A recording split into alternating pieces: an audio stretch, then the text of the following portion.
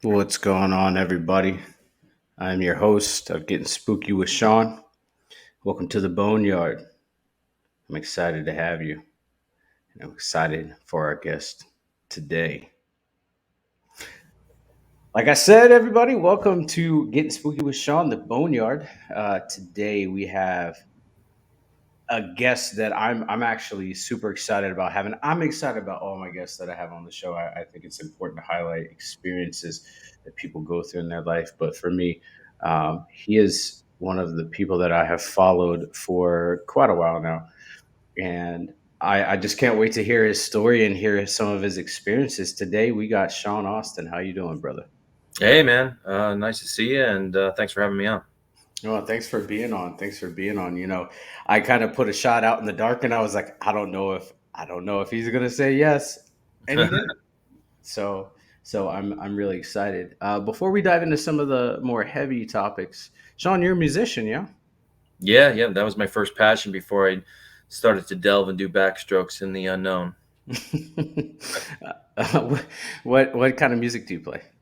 The music I write kind of in the vein of bands like Pearl Jam and Goo Goo Dolls and things of that nature, like pop rock, alternative, and acoustic. Maybe some little, just top 40 pop in there. But yeah, I was doing that for quite a few years. That was my first passion of really pushing forward to try to be a singer songwriter and love performing and writing music. Before this again took over. Nice, nice. So, if you had to put a label on it, what is your favorite band? Probably Pearl Jam. Those two. I mean, Pearl Jam was the reason I started playing guitar. Is when I saw the video Jeremy as a kid. It's the first time I got the chills with a rock song. He was singing about such a real situation that happened to a poor kid that really just resonated with me and really inspired me. I wanted to be able to sing and play guitar. Nice, nice. That's a pretty good pick. That's a pretty good pick. Would you say like you're a fan of the grunge era too? Oh yeah, absolutely, all of them. Soundgarden, Alice in Chains, Nirvana, all of them. Yeah. Yeah, yeah. I've been a massive fan of Alice in Chains since I was a kid, and my greatest memory of like listening to Alice in Chains was my dad showed up to the house, put a boombox outside while we were putting up this deck for the pool, and that's the first time I heard "Man in the Box," and I was just Oh like yeah. instantly encapsulated by Lane Staley and Alice in Chains. Mm-hmm. Yeah, 100%. absolutely. Yeah. So you're in Connecticut, yeah? Yeah. How's the weather up there? I know we talked about the weather a little bit a few weeks ago. It's actually gorgeous today. Yeah. Yeah, it's beautiful.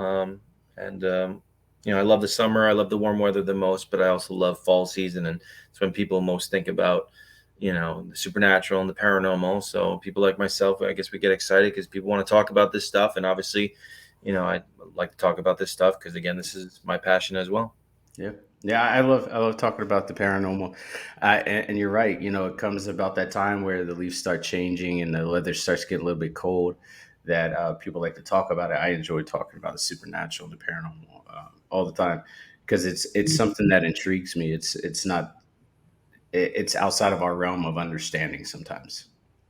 Absolutely, yeah. That's why it's endlessly fascinating. That's why no matter what pieces we pick up to this everlasting puzzle, we'll never figure it all out. And that's what drives people like ourselves that are passionate about it and wanting to just search for more answers and just to attain as much experience and knowledge from that experience every day forward from that. Absolutely, absolutely. So we're gonna go ahead and dive into it. You are a demonologist, but you're also a psychic medium. When Mhm. did you figure out that this is the field that you want to step into and start doing research in and investigating? Well, it was kind of by mistake, to be honest with you.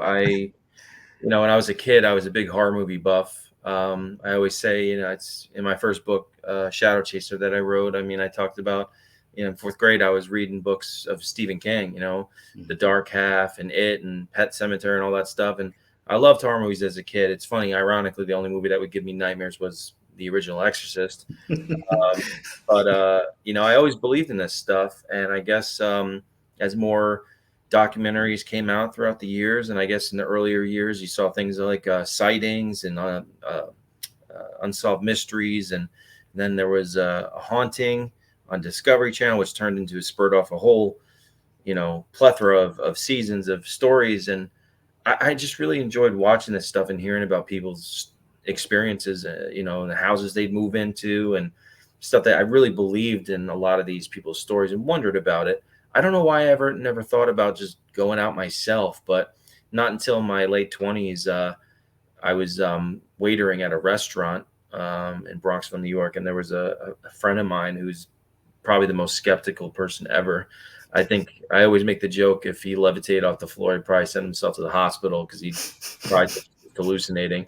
I mean, that's how bad it is. One day I just decided, maybe I'll take him to a cemetery to maybe we'll have an experience. And we had flip phones at the time, still before the smartphones came, and it was right before that. And I just wanted to take him to a cemetery, which I did. It was like a local haunted cemetery of the lore of three women in white that would chase you out. We wandered around the cemetery, and he's laughing the whole time, but I was recording little audio pieces with my cell phone as we walked around. I remember this defining moment in front of this little girl named Jenny in front of her grave. I think she was about 8 years old or something like that.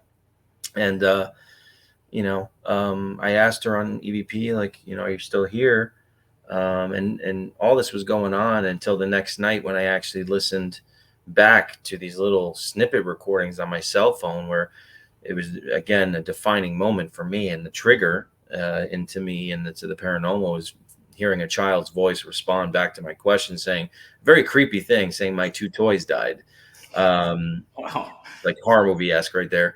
Yeah. Then I listened to more EVPs from there, and there were EVPs that came through, such as like Muerto, which is death in Spanish. And I remember asking, "What do you think about the fact this guy doesn't believe in ghosts?" And I remember having this recording of this woman going, like in shock. And it was just, it was freaky, it was scary, but it was exhilarating to me.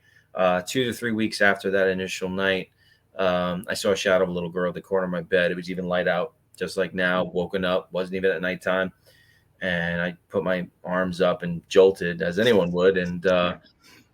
it really just started from there. And then I wanted to go out and go to cemeteries more to experience more. And then I had a friend of mine that was willing, kind of interested too. So then we started going out, and this is before live stream or anything like that. I just would go out with a recorder. Bought my first spirit box or an EMF meter or whatever, and we just go out and see what would happen. And then, I started to stack on experiences from there. And little did I know that I was actually triggering also a spiritual awakening of abilities that I had had. And That's really progressed from there, which led me to, you know, people started adding me on Facebook and posting paranormal stuff, and then end up on a podcast or two. And then I guess the way I was speaking about things, everyone was kept on, saying to me that you have a calling, and I really didn't know what they meant by it. And they were talking about demonology. But anyways, I ended up doing a podcast of my own. Someone asked me to come on with them, and that's how I looked up Ralph, and the movie was coming out for guests to come on my podcast. I'm like, wow, this movie looks crazy, and be a really interesting person to bring on the show. And that's how I met Ralph. He got on the phone with him for 2 hours. He'll definitely go deep into the rabbit hole with spirituality and his faith, and it's pretty amazing stuff. And he's like, "You want to come on some cases?" And I'm just like, "Are you kidding me?" You know.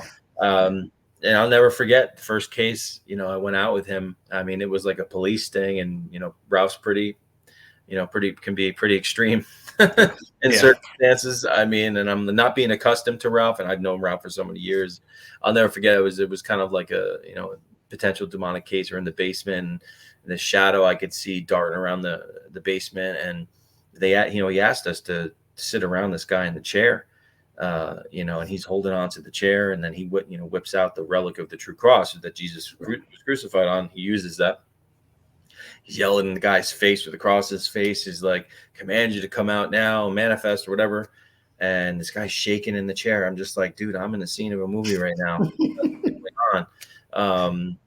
But I was so appreciative to be a part of something like that, and someone that's respected in the paranormal community. And I was getting just started and learning things about a couple of years there. And um, that's how I ended up on the first TV show with Ralph, that I was on, the Demon Files, which was on Destination America, and then Travel Channel and Discovery Plus today.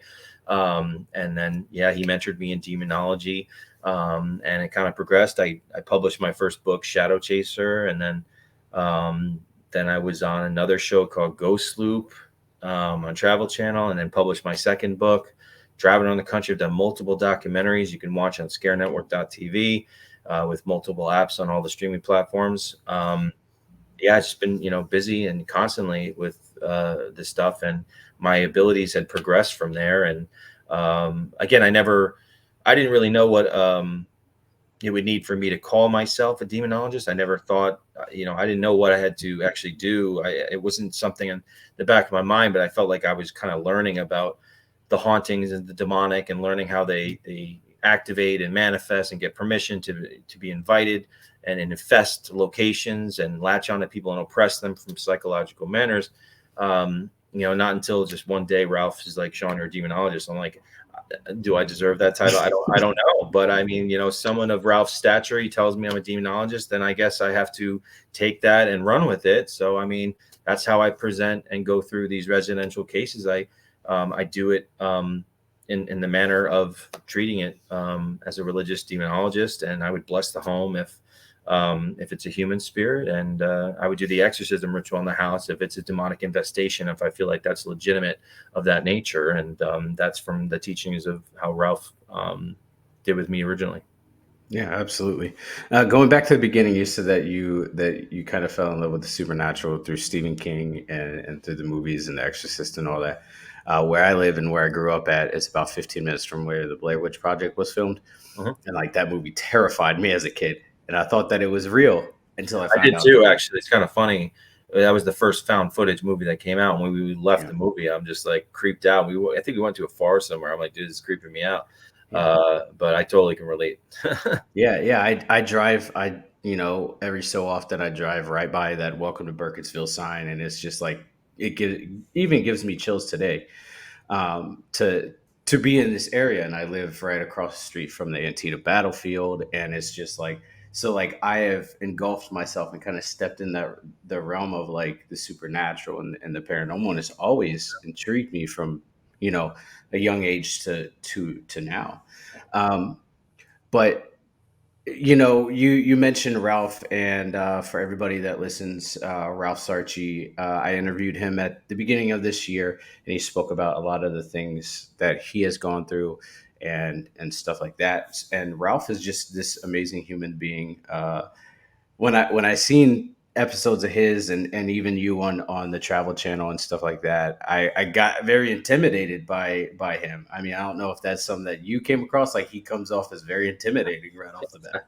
Yeah, no, I mean, if you don't know Ralph, I mean, even if you watch the Demon Files, I mean, which I'm very humbled that I was a part of that. I mean, that was a very unique show. And yeah, I mean, being on TV for the first time in a situation, and Ralph is like, I mean, it's his way or the highway. He doesn't care about the cameras. He's like, this is the way I do. If you don't like it, then you're gonna leave. I'm here to help this family. He doesn't care, and I have nothing but respect for that. But again, not being accustomed to Ralph knowing him that long, you can definitely feel a little apprehensive about what's going on, a little nervous. But it's just Ralph's nature. But at his core, he's a very well genuine human being that really wants the best for everybody. And I love the guy. I've known him for since 2014, I think, at this point. Yeah. One question that I do have is when you go do investigating and you choose to continue cemeteries, is there a sentimental reason why you choose cemeteries, or is it just hey, I want to see what happens here? Well, in the beginning, when I first started, it was like those are the most easy, accessible places that you Yeah. could go and think in your mind that you experience something. Um, nowadays, I mean, the way I approach the paranormal, and it's something that Ralph was, something that he never thought about. And through experiences that I had and explained to him as well, is that he never thought about, human souls being trapped by evil spirits and situations that I've had, and actually incorporated, Ralph with one of my stories that happened and involves the Amityville house. And we did a Yeah. documentary together about my personal experiences having to do with the house. It has to do with me believing that John DeFeo, the boy that was murdered, was still stuck in that house, and we had evidence of that. And I brought Ralph with me in front of the house. We were doing sessions, and he was really blown away um, by what was going on. Because I approach all the time to offer prayer for spirits, and this is how we both agree. I mean, Ralph as well. That I'd asked him originally is like, it can't be a demonic spirit if they actually say pray for me, because the demonic would never want you to pray for any reason to bring you closer to God. So that's how we know definitively that we're dealing with a human spirit, rather than something that might just be saying help me in like a Yeah. mocking kind of way, which sometimes they do. And that's how I approach it all the time. I really try to help the spirits, the human spirits, on an individual level before trying to just sending off a bomb of light in a place to try to displace all the energies out, because that might have a better chance to help the situation. Absolutely. Absolutely. So going into Amityville, what was your first experience with Amityville? So I was live streaming at the time on an app called Periscope, and Mhm. decided to take a trip down there and see what kind of stuff I would get if I went by the two places associated by the house and then the DeFeo grave. The DeFeo grave, I went there first. Now, this is in the documentary Amityville, The Resurgence. You can see the Mhm. footage, the evidence, the story. Ralph's in it as well. ScareNetwork.tv. But yeah, I just was in front of the grave, and um, I asked who's still here from the house, and my device said John. Now, at the time, I didn't know which one John really was, but I'm looking at the grave at the time, and it says John right there. Yeah. And there were people walking around during the day, and you could feel such an oppressive energy in front of that grave. There's a heaviness there, and obviously, I mean, the story as it is, it's just horrifically tragic. Yeah. But I got back in my car just to be respectful of the people in the cemetery, and I put the spirit box on, and this kid's boy's voice through the spirit box consistently starts coming through, basically saying that it's me, John. And I asked if you want prayer, and he's like, please. And I said a prayer for him, and now I went to the Amityville house, and I want to be respectful. I was like kind of like a house or away from the Mhm. house, and just sat in my car, turned on the box, and this kid proceedingly, just consistently, just keeps coming through the spirit box. It was just constant over and over again, a kid's voice. And, there was even a voice that came through and said, George. Mhm. Now, whatever, I left that day, and that's really when it began. I started having nightmares about the house, waking up at 3:15 in the morning. And see a black mist go through my ceiling. The first initial one that I had was, there's a vision of me in the bottom of the stairs of the house, and I was looking up, and I could see three distinct shadow figures standing at the top of the stairs, and I yelled out to them in this vision, and this boy John's definitively trapped here. In the name of Jesus Christ, I command you to let this boy go. And this piano in an adjacent room picks up and throws at me. And when I felt the jolt of it, I jumped up and saw this black mist go through my ceiling, and I looked at the time; it was 3:15 in the morning. That Mhm. was kind of the beginning of these reoccurring, like, creepy visions, and waking up, black mist, 3:15 in the morning, right through the ceiling, and all sorts of stuff of coming through on investigations.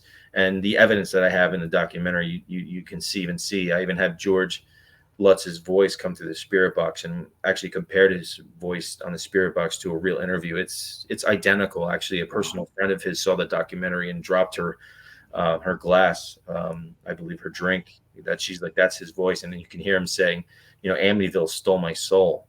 Wow. Um, Now, I had asked him, because I was asking because psychically I picked up that he was there with me, and I'm like, "Are you here?" And it's like it said Lutz, and I'm like, "Why are you following me?"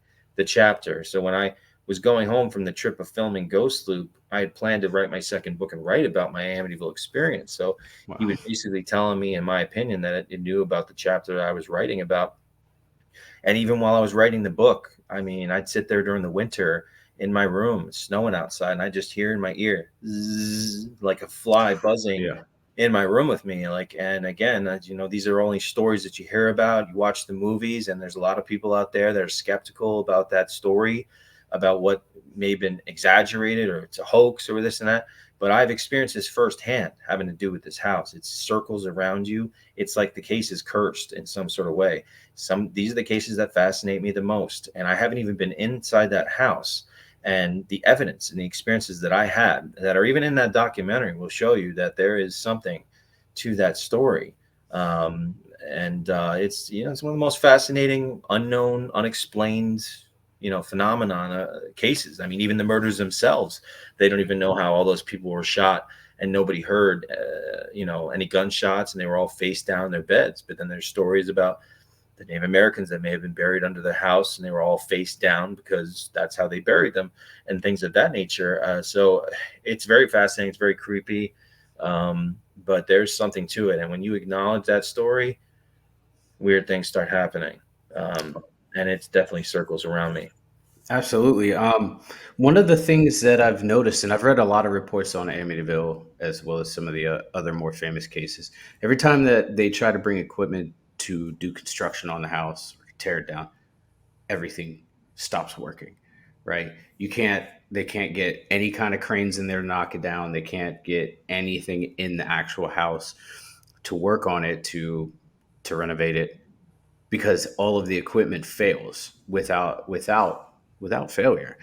And I just think, even some of the reports afterwards, after the murders happened and they were doing the movie based on it, a lot of the set was cursed. And I don't know for a fact if it was recorded in the house or if it was on set, but I know like there's a lot of things. Even Ryan Reynolds came out and said like in his adaptation of the movie, like there was a lot of weird things that were happening around his case. And so that furthermore solidifies that when you say, hey, if you acknowledge it, it's weird things start happening. Well, especially such a profound case like that. Yeah. And again, those are the ones that fascinate me the most. The cases or investigations, locations that actually stick with you for a while, like ooze. Yeah.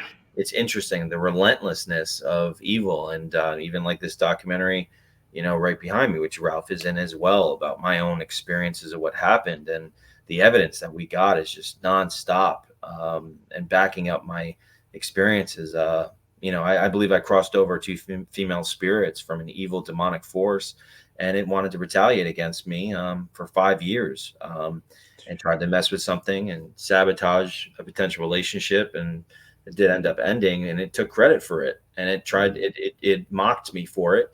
And I knew in that moment that I had to return back to this location after 5 years to validate my experiences and ultimately do the exorcism ritual in the house with the hope of displacing this thing and sending it back to where it belongs. And it's one hell of a crazy story. Again, the relentlessness of evil, and when you poke things, and you step in the way of the devil, you make yourself an adversary to the enemy of man, and you got to deal with that for the rest of your life. You're always an enemy to all of them, and they know this. There's no conception of time in that spiritual realm, so they're always going to be looking for a crack in your aura to retaliate. If you stand for light and you try to bring light to where darkness reigns. Absolutely. Before we move on out of Amityville, I want to ask one question, and you can choose to answer, you can choose not to. In your professional opinion, do you think Ronnie DeFeo was possessed when the situation happened? I do. I do think that there was influence. How much influence there truly was, I'm not sure. But you even think about, again, the gunshots. No one heard them. The entire family were face down in their beds. To me, it's like I speculate and theorize about some sort of mass-induced sleep paralysis. That there was a perfect storm of evil from the actions of the human beings and the property, and leading all the way back to the Native American connections that may have produced this perfect storm to Yeah. what ended up happening that night, because he was said to be doing drugs. There was even for him said to be doing with satanic rituals and helping out with mob killings and in the basement and the abuse in the house. I mean, all of these actions could be fueling and throwing gasoline on a spiritual fire that has so much permission to have such a horrific action actually take place.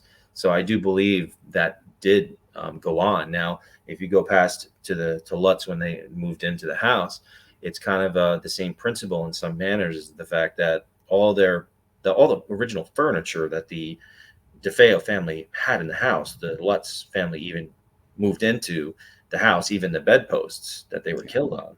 Now we all know, if a lot of people believe in the paranormal field, that physical items retain energy, especially with the history.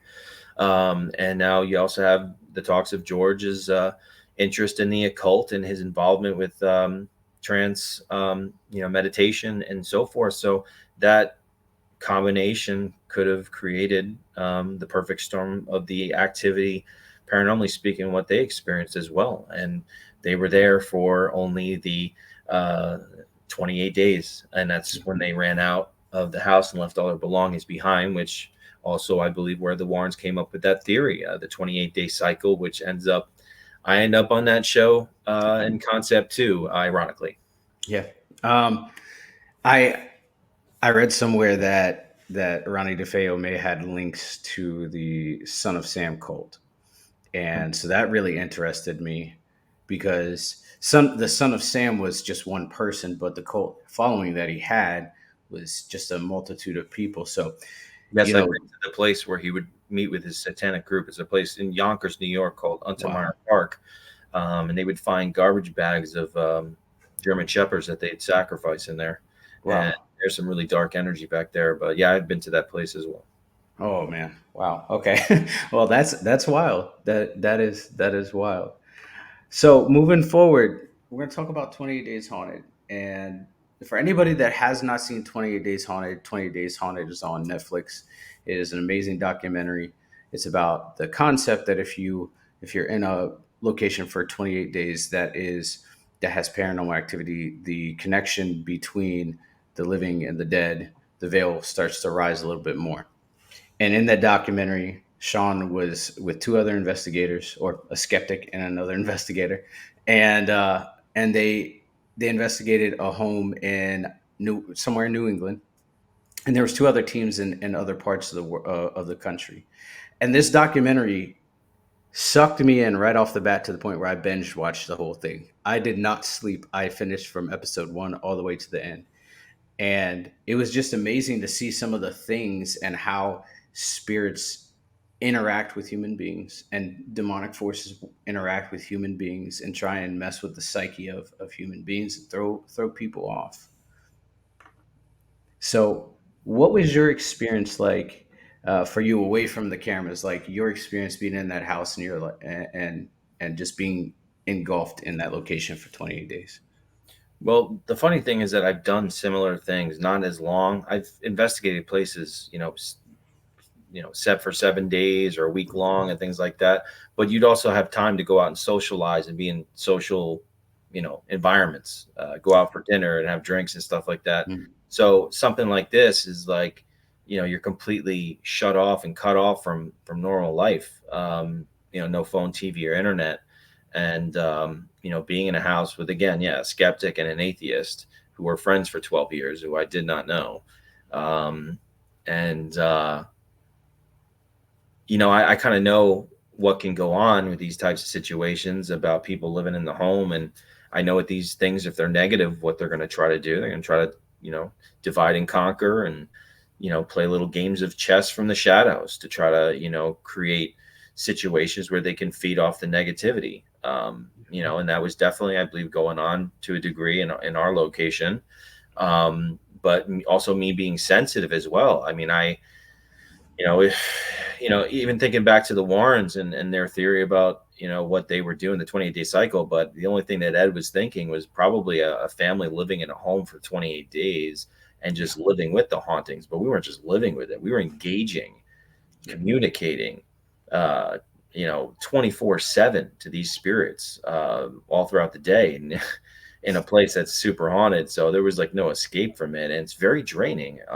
But I'd sit there and I'd be visited in my bed. I'd raise my arm if I heard a voice or saw a figure at the corner of my bed. Be cameras on us all the time, and it definitely starts to get to you after a while. But it allowed me to have the most beautiful and sad paranormal experience that I've ever had. And that's what I'm appreciative. Unfortunately, the show didn't have enough time to put in what I experienced. And that's why I did also make a 20-minute documentary leading into a music video of what actually happened to me and the inspiration behind it. It led me to be connected to that female spirit on that property. And it's just truly because I was there for so long, it allowed me to have such a connection with the spirit on such a surreal level, and I'm appreciative of that. And I feel like that's really was my purpose there. But after like the third week of doing it every single day, it didn't matter if you slept 8 9 hours. Like if you start investigating the paranormal, it was like if it hard. I was like it was like you're drunk, you couldn't even like speak. It was so draining.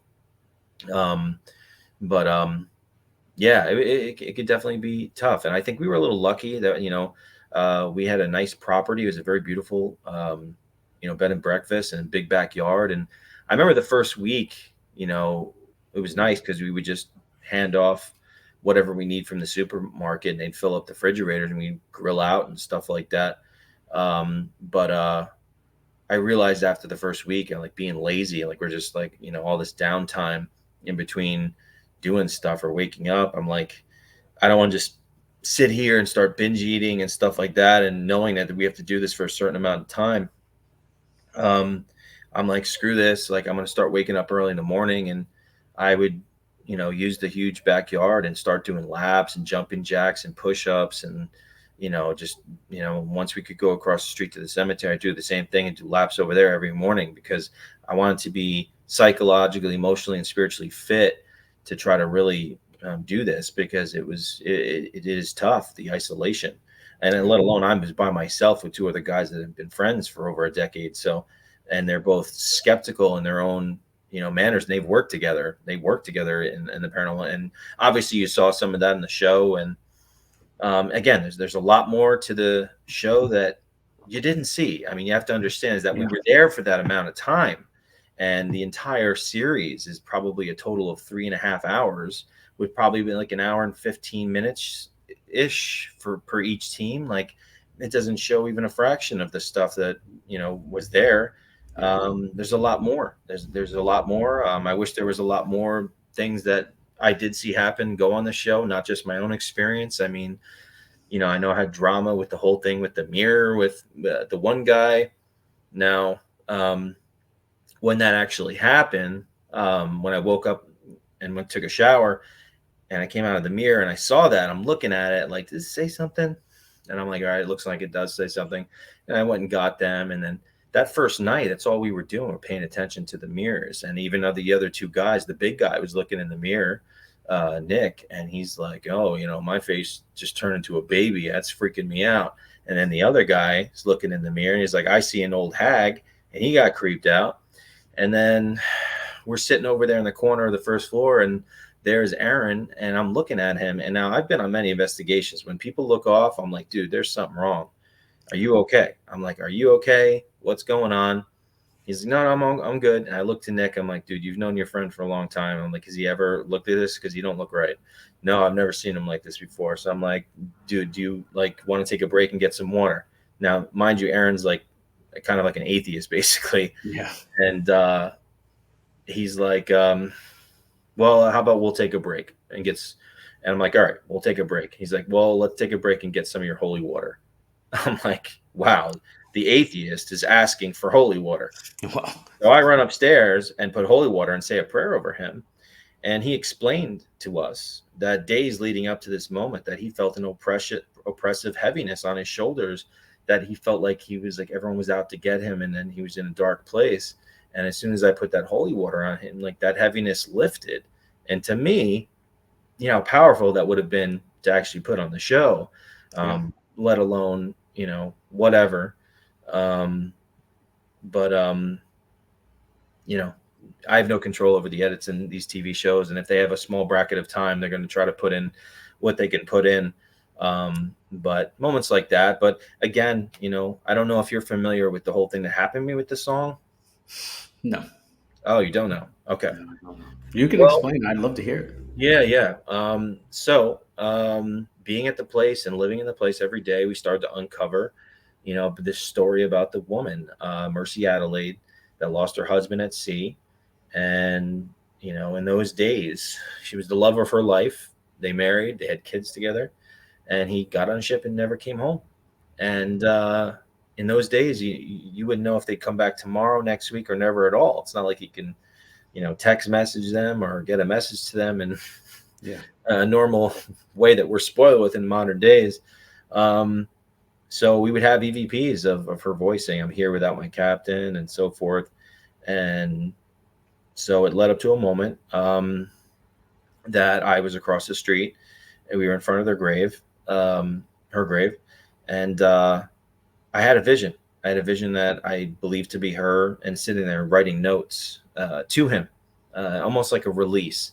Now I can relate to that because of me and writing songs, because putting words to emotions on paper, and it was always my invisible therapist to kind of, it's a release in some way. And I, in my head, I could hear the words saying, "I savor your lips with the breath of each day. Life is enduring without you. The wind is my only company." Now I said this, and we went back to the house. Excuse me. So mind you, I was kind of thrown into the mix of this show pretty late, even though I was on the roster to be in the show. But I was doing a Paracon on the weekend, and they called me up to be a part of it really quickly, and I had to basically make a quick decision and jump on the scene. And I asked, I'm like, "Crap, I'm gonna have to go off the grid for 28 days." Um, I thought about my guitar because I'm like, I'm not gonna have any TV or any outlet. And I'm thinking a guitar might be good to bring with Yes. me, to help with my mind. And they said I could bring it, so I brought it. And on my downtime, I'd sit off in the backyard on a bench far in the back, or even in the house, and I'd come up with a bunch of song ideas. And that's usually how I do, and I write songs and I'd hum melodies to them. And one of these song ideas that I came up with was very haunting.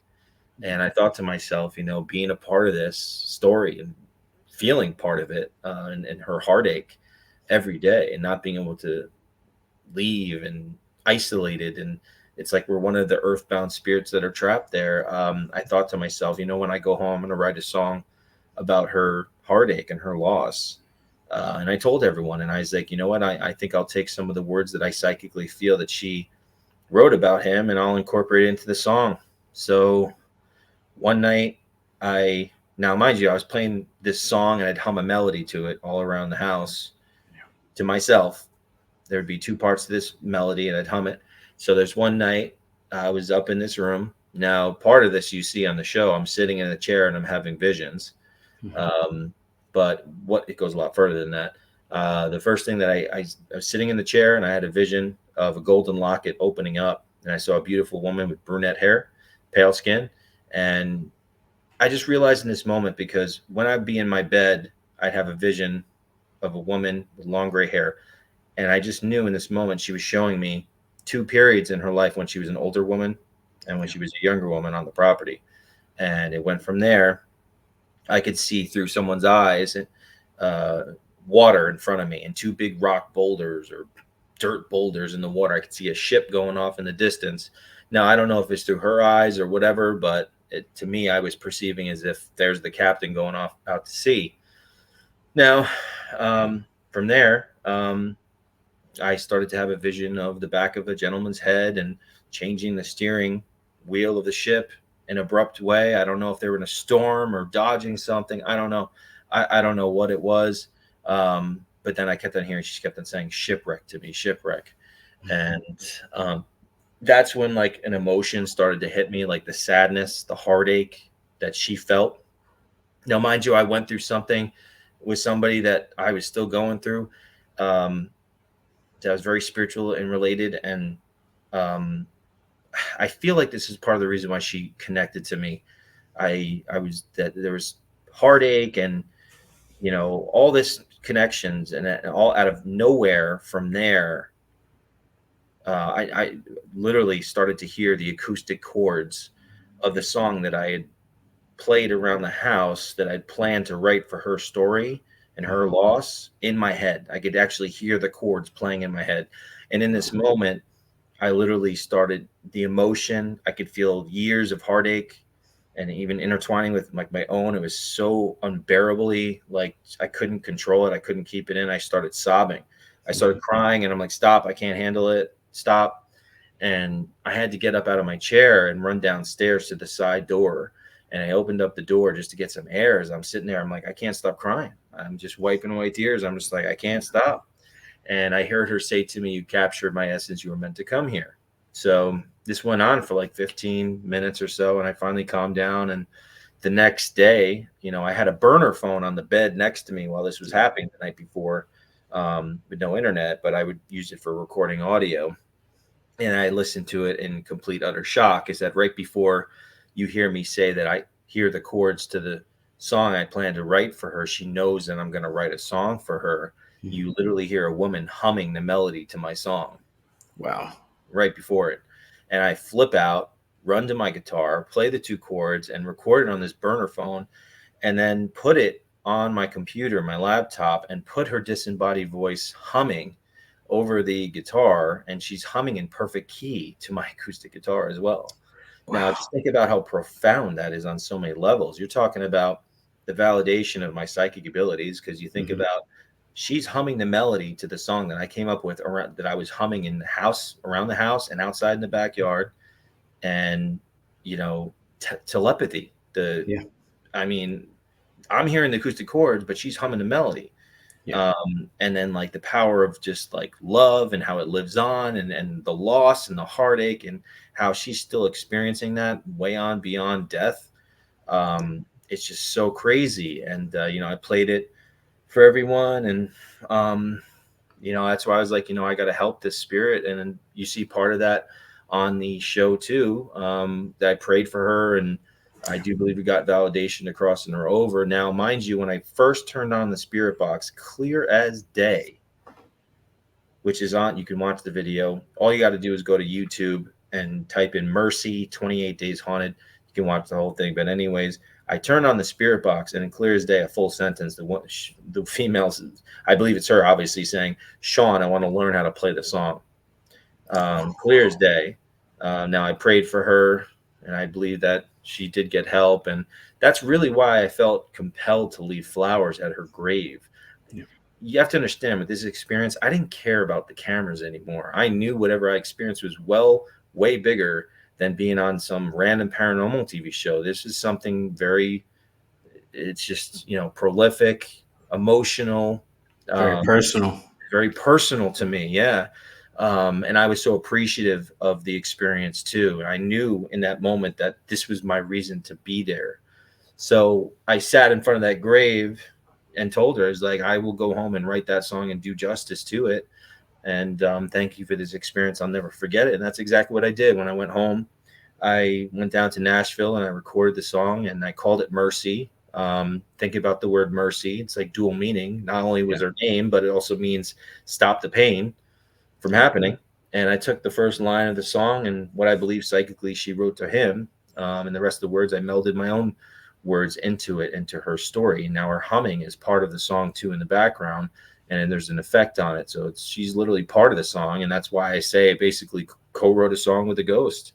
Yeah. Uh, Now, when I got the final mix of the song from my producer, I was at my old apartment and I was laying there listening to the mix of the song, and I had a vision of a woman in a green dress, and she gave me a curtsy. And I just believed that was her saying thank you for doing for what you did. I mean, you actually created an inspiration and words to something that I lived with for so long. It's just amazing for something like that to happen.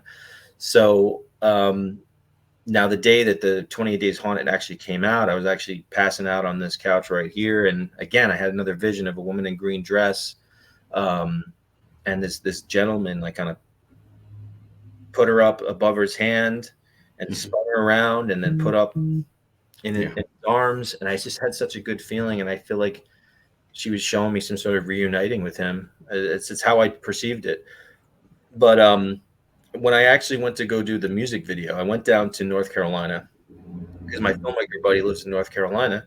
Um, and, I do a lot of documentaries with him, but I wanted to do it by the beach because I'm thinking of the water in the background and the connectivity to the story of the ship and then so forth.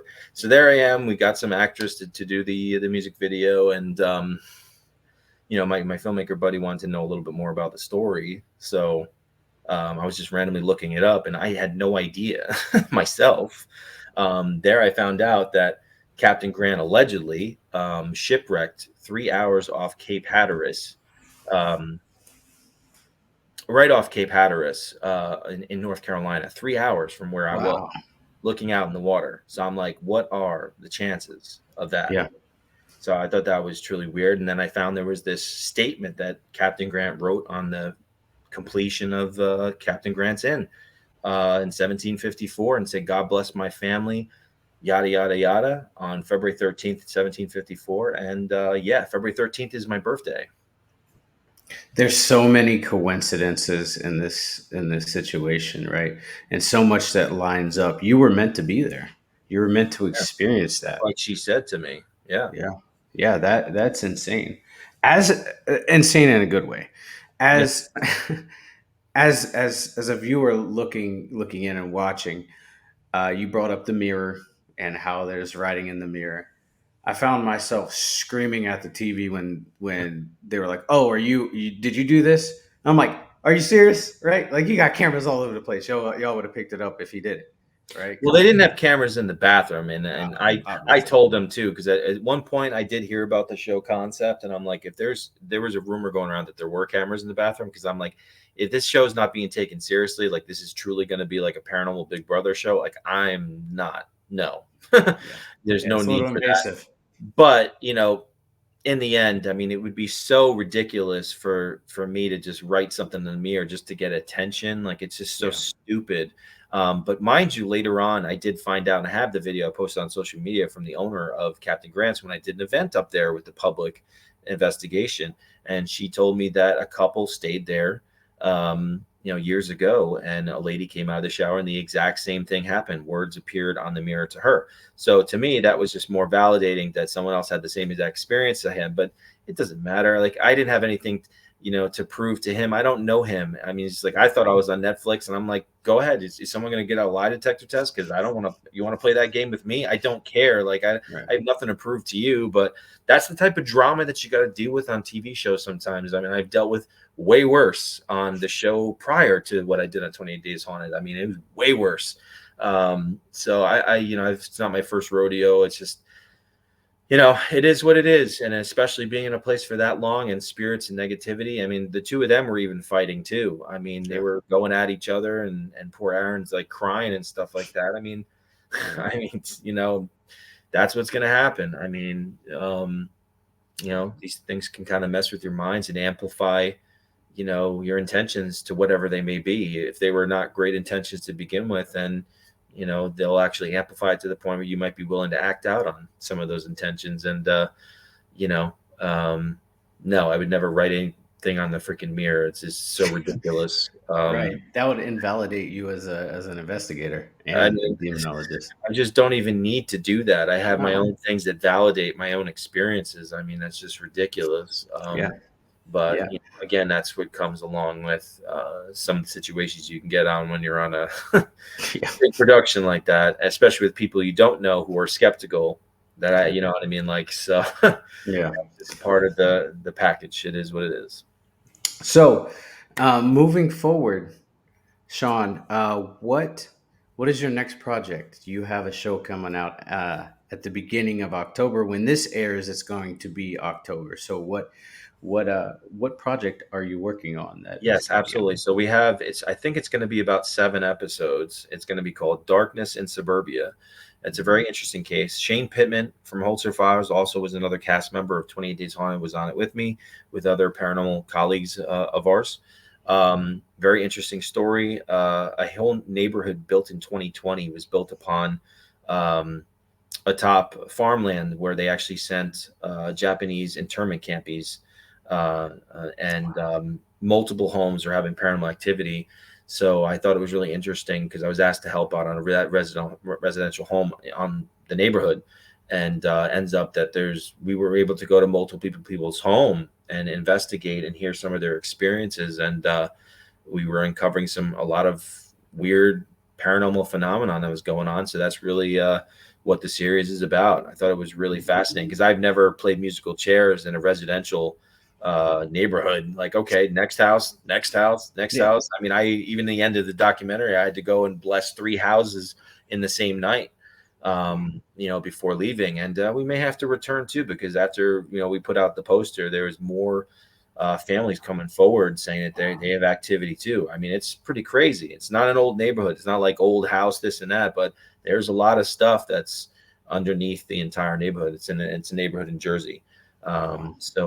That'll be on scarenetwork.tv. We're revamping the whole site. Um, so when this series drops, the whole entire streaming platform is going to be free with ads like Tubi.